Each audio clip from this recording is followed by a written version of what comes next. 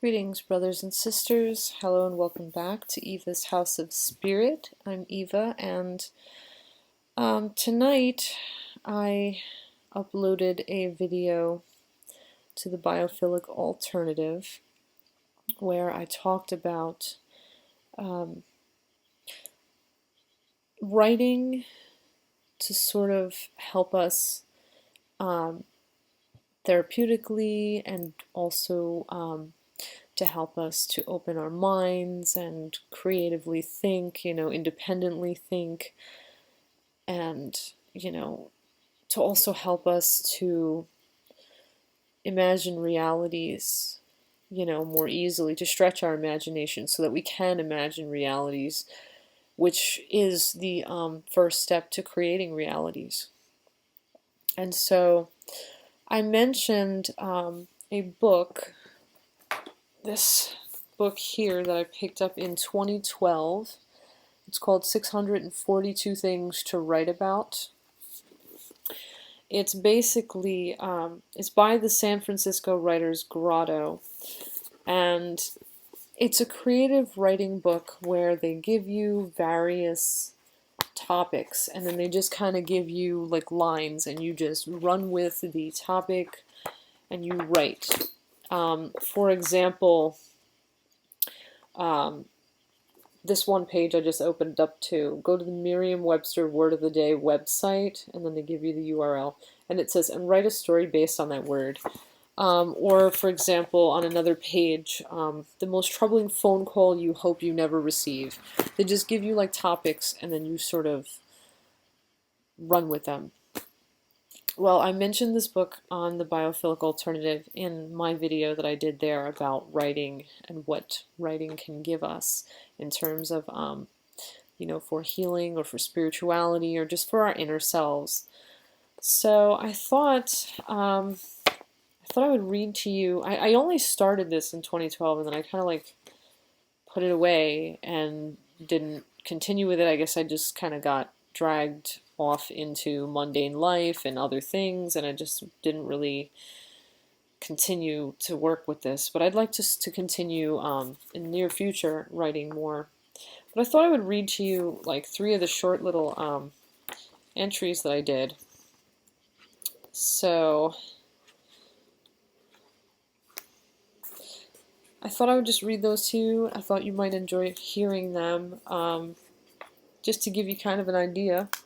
And then I thought I would also share with you 2 poems I also wrote, because I used to write poetry a lot, and that was something that I did, I guess for therapeutic reasons, to sort of just express things that I felt, just to get things off my chest. I was just drawn to let my soul speak, sort of. So I'm going to read you first these 3 little things from 642 Things to Write About that I wrote. And then after that, I'm going to recite to you 2 poems that I have committed to my memory from back in the day. I couldn't find my poetry journal. I was trying to look for it, but I don't know where. It's like somewhere in the chaos that is my life.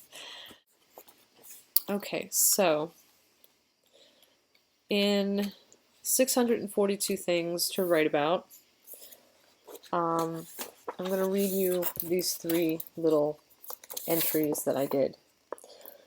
The first of which was written on December 27th of 2012, and the topic that the book gave me was, what can happen in a second?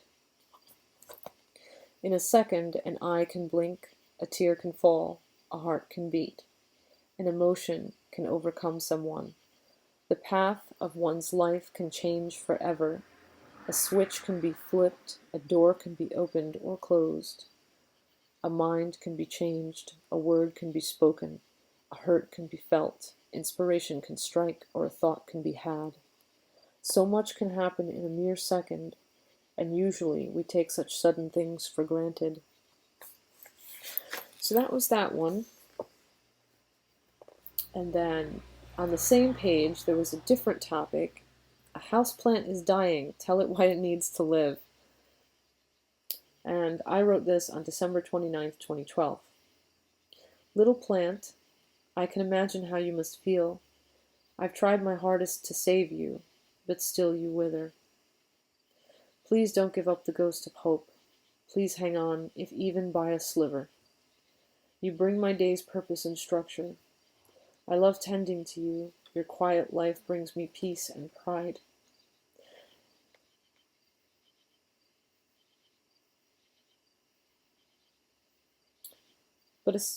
I'm sorry. Your quiet life brings me peace and pride every day, but especially so on the most stressful and chaotic of days. You breathe life into my home, and you make me feel closer to my own roots. When I tend you, I do so as my ancestors tended their own lands. Please don't give up. Please don't give in. You mean so very much to me. So that was me writing to a dying houseplant, asking it not to give up and die, not to wither. Those were my reasons for the houseplant to live. And then finally, I want to read you this one. The topic is how you feel about love these days.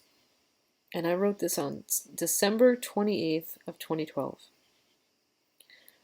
When I was younger, love was a fiery fairy tale thing that, I believed, improved with suffering. I thought that martyrdom won hearts and princes were made of men, that their women had changed. Now I believe, I know, that love is simpler. It's a give and take. It's about acceptance and being accepted. Love isn't fiery, it's peaceful. And love isn't a fairy tale. It's an honest truth in which two people respectfully share. So I hope you enjoyed those three little passages that I decided to share with you. I think there was like maybe one other one that I did, but that one is a little personal, so I'm not going to share that here.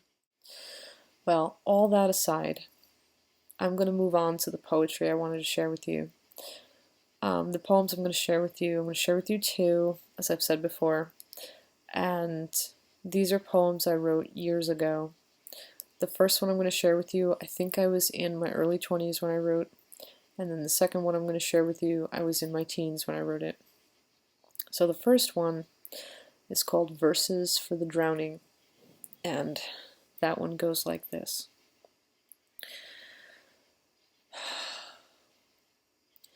Tragedies floating in the river tonight. She never knew how to swim. And sorrow was tragedy's lover. He wept when she left him. But heartache was tragedy's baby, all rocked in the arms of the blues, that feeling of sweet desperation when you know you have only to lose. And sometimes our lives can invite them, this family of chaos and pain. They swirl all about us as crimson, like the red on a child's candy cane. It was a little dark, but I've always liked it because I tend to find dark things kind of beautiful. And the second poem I wanted to share with you is called A Spiritual Season. And that one goes like this. This is the summer of my soul in an earthly winter season, where despite the cool that is without, I may harbor warmer reason.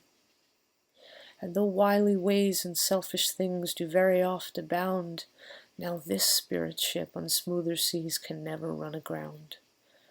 For as sure as days all meet their nights and earthly seasons turn, so do I cast off dimmer lights for a whiter, brighter burn.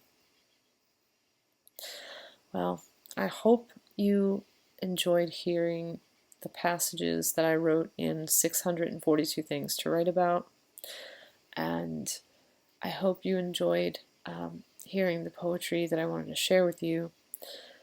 I just felt like sharing, but I hope between this video and the video I did for the Biophilic Alternative, which I will have a link to that in the description of this video, I hope between these two videos that you find something interesting, inspiring, uplifting, or something, something of substance.